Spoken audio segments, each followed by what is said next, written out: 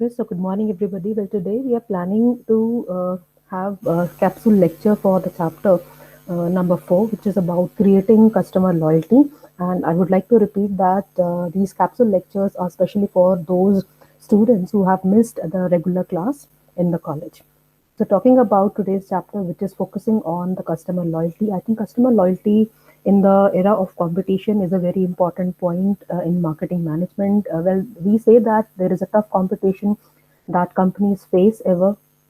Maybe it is a product or a sales philosophy, or even to with respect to service. So we have to give them a better chance of outperforming the competition.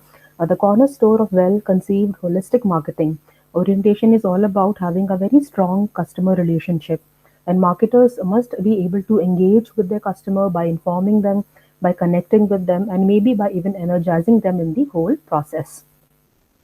So managers who believe the customer is the company's only true profit center, they are very right in doing that, because they feel that it is only the customer that gives them the survival kit. Because if we don't have customers, well, we don't have profit and we don't survive.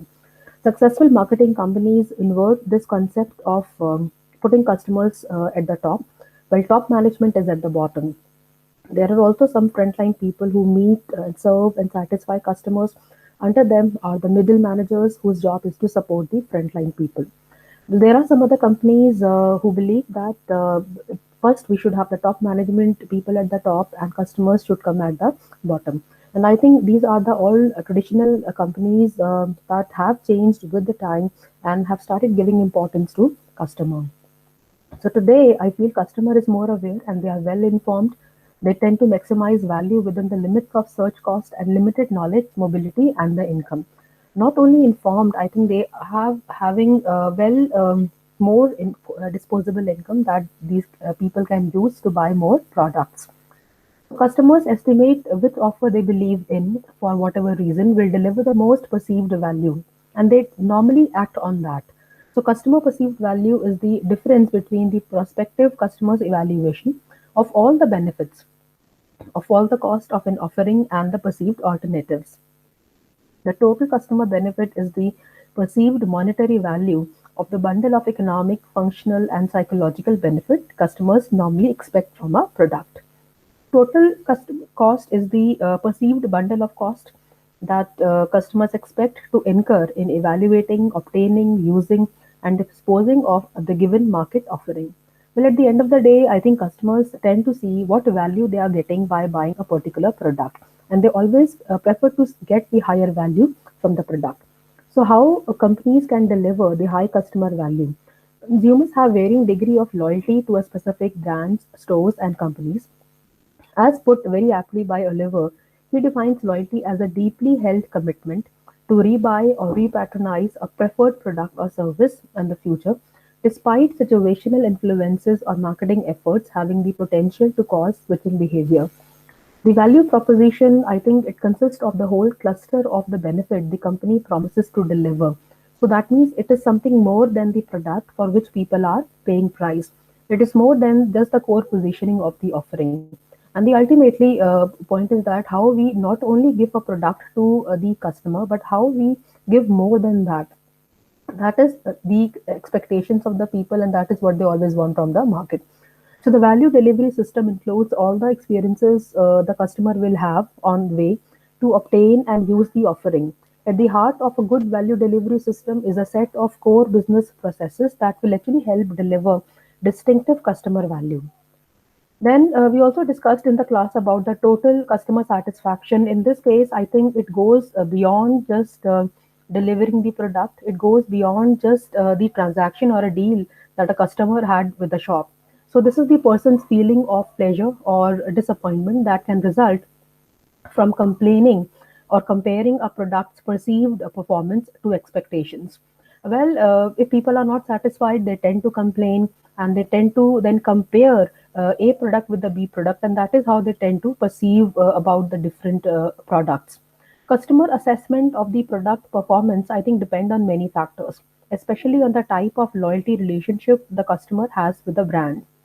I think it is also important to monitor their satisfaction. Initially, it may happen that customers are very happy, but with time, they may become dissatisfied because of non-availability, because of decreasing quality, or maybe because of the high price of the product.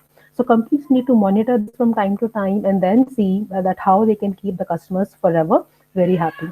So they need to recognize, however, that customers vary in how they define good performance.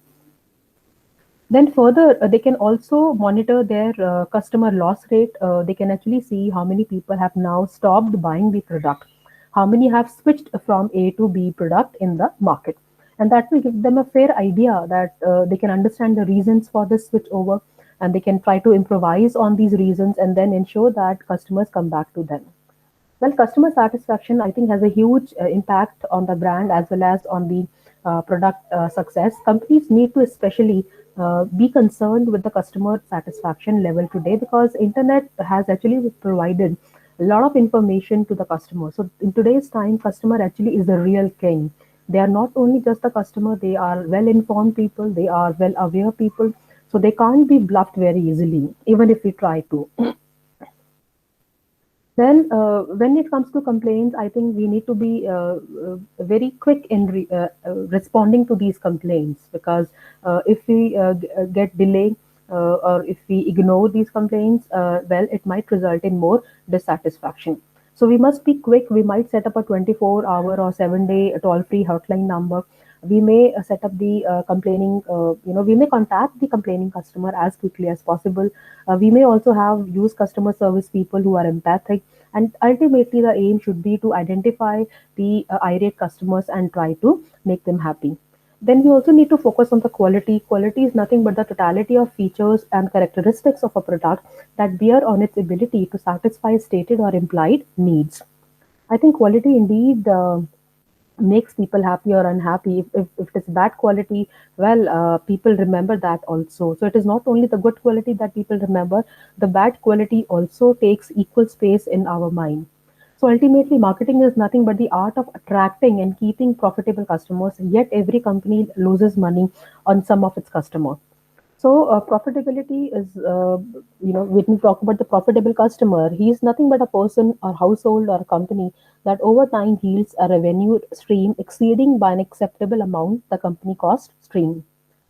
So in this case, we need to also find out the number of people who are regular buyers, a number of people who are buying a lot of volume on a regular basis.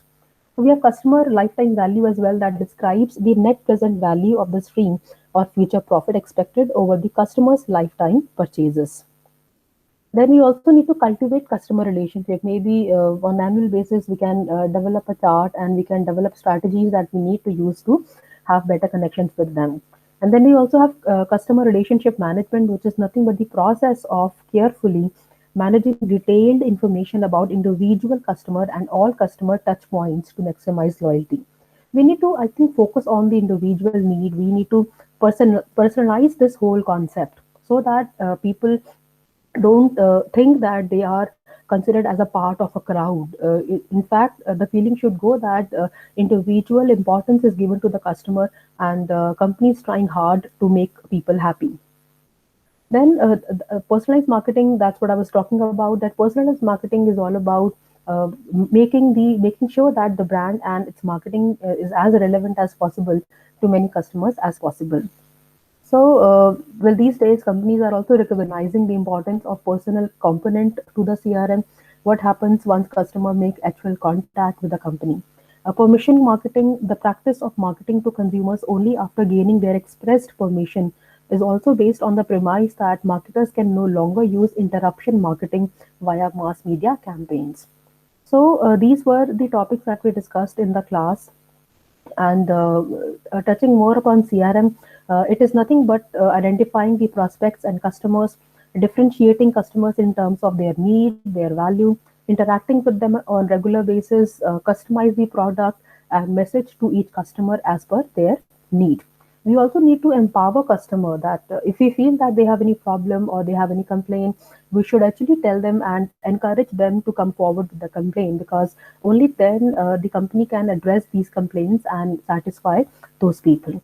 So we should be in a position to empower people by maybe giving them more information. Maybe we can give them the telephone number of the CEO as well, or the email ID of the senior manager, who can actually address their concerns from time to time.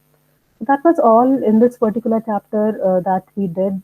Companies also seek to expand their profit. Sales must spend considerable time and resources searching for the new customers.